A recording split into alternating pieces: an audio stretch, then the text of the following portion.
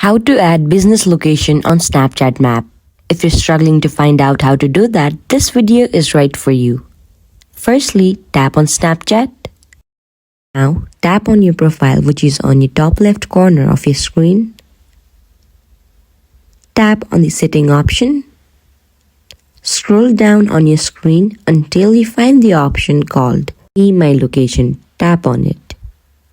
Scroll down again and tap on the option called Suggest a Place. Here you can add the address that you want to add, or also save any kinds of map by going to the map. You can also choose a category by adding something.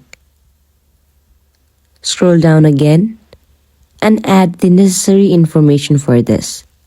After adding everything, hit on Submit button. After doing this, you will automatically add business location on your Snapchat. In this way, you can add business location on your Snapchat map. If you found my video helpful, make sure to give big thumbs up and subscribe to our channel. Thank you.